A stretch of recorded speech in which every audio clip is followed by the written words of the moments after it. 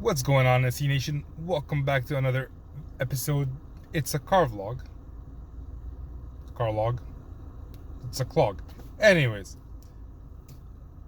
stories are one of the most important aspects of sales and sales engineering. Stories are a very effective way of actually capturing a customer's attention in order to deliver the message that you want to deliver.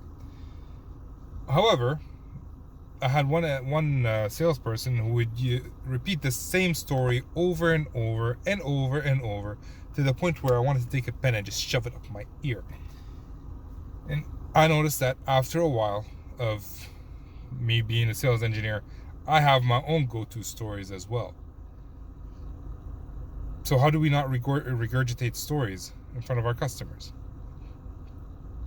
Well, there's a couple of things to keep in mind. One, unless you're meeting the same customer over and over, they're not the same people hearing the stories. So you might be getting annoyed with it, but the customer's hearing it for the first time, so it's a good story. The other thing to think about is if it's an entertaining story, you could suffer to listen to it a couple of times. It won't hurt, it'll be entertaining, they'll still laugh at the same things. Hey, my customer's here, I gotta go. Alright, I'm back in my home office. I had to meet the customer briefly to drop off a piece of demo equipment, but now I'm back.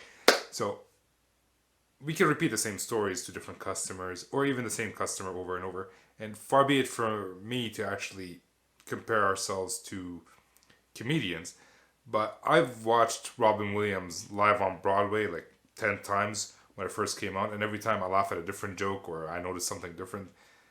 So repeating the same story is not the worst thing in the world, especially since I still watch pieces of it on YouTube. It's available on YouTube, and I enjoy watching little bits and pieces of it. So again, we're not comedians, but repeating the same story is not really the worst thing, even if it's the same person listening to it. That being said, I recently attended a webinar by a friend of mine, and it was back to back. He had two webinars, one on the first day and then repeat the same webinar on the second day. And he personally had an issue with it because he didn't feel that he had that spontaneous spark that he had the day before after repeating it on the second day. It was all in his head because I watched it and it was perfect. Both sessions were perfect. He had lots of energy in both. He got his point across in both. He was entertaining in both. So when I talked to him afterwards, he didn't enjoy the second session as much as he enjoyed the first session because it was a repeat. But it was different audience altogether, so why does it really matter? So it is something that's in our head. It's not real. Nobody else complains about it. It's just something that we complain about. That being said, how do we overcome that? I was reading a book by Dale Carnegie. Where is it? It's upstairs. It's called Stand and Deliver. And he talked about a gentleman by the name of, let me look that up, Russell Conwell. And he had a famous speech called Acres of Diamonds. I couldn't find one on YouTube. I found an audiobook about it on YouTube, so you might want to check that out. That being said, he said that gentleman, Russell Conwell, has said the Acres of Diamonds speech over 6,000 times, but it's never the same twice. He always modifies it. He always changes it a little bit, depending on the audience, depending on the cities, and depending on a lot of different factors. And we can do somewhat similar things. So we customize our demos. We change the logos. We change the naming convention to whatever variables that we can name. Why don't we change our stories a little bit to fit? The end story, and like if we're using factual events of things that happen, those stay the same, but maybe we can change the environment that we were in without lying. I'm not saying we should lie, but you should definitely modify it a little bit to fit whichever environment you're in. And how do we customize stories? Like people, we think that people don't customize like Charles Dickens' Christmas Carol, but in fact they have.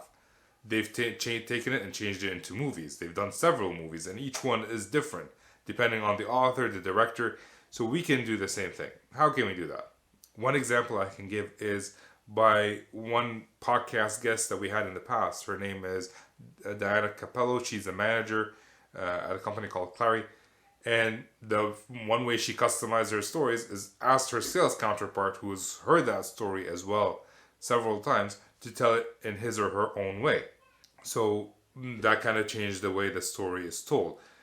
And when you do that, when you ask somebody else to tell the story, then you can take bits and pieces of their style. They may have embellished on one side, emphasized on another aspect that you generally don't emphasize.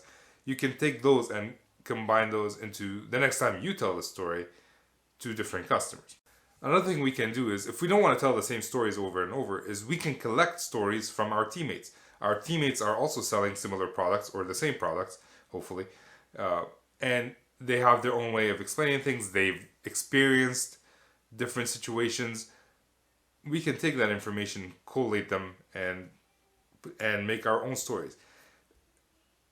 That being said, it seems that nobody wants to take the initiative of collecting these stories or having a SharePoint or a Google Drive, whatever it is, or any place where you can collect these stories and use them in the future with different customers. So if that's the same situation in your company, maybe you should take the initiative and go collect these stories, have them somewhere, and make sure that you continuously collect them, maybe once a quarter, once a month, whatever cadence that you think is useful for your company and yourself mainly.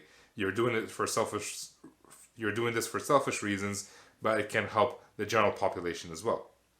When you're telling the story, hopefully you're not talking for 5 minutes straight or 10 minutes straight. Like, it's not a YouTube video where I just talk to a camera. You have customers in front of you, whether it's in person or on WebEx or Zoom. Pause. See how the story is relating to the customer. Allow them to ask questions so that you can continue more into the story, or emphasize different areas depending on the questions.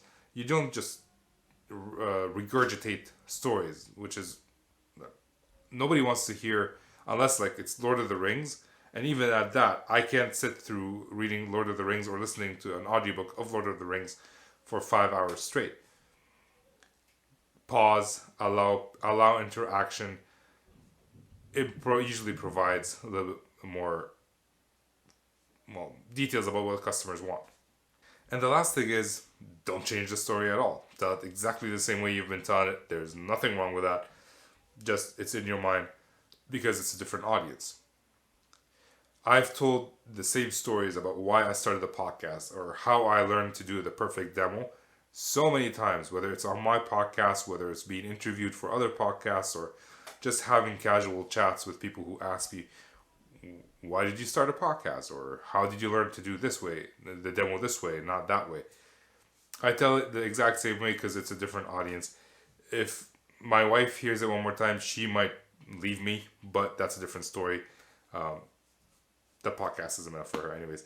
So, yeah. The sixth way is that you can hit the like button.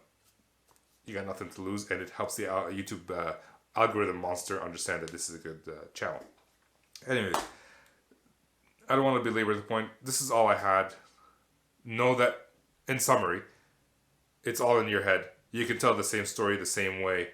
You don't need to refresh your talk track other than for self-interest, or you're meeting the same customers over and over. And if that's the case, do the steps that I just mentioned. Ask somebody else to tell the story, get more stories, and what else is there? Stay open for feedback and pause when you're telling the story. That's it. I'll see you guys next time. Peace.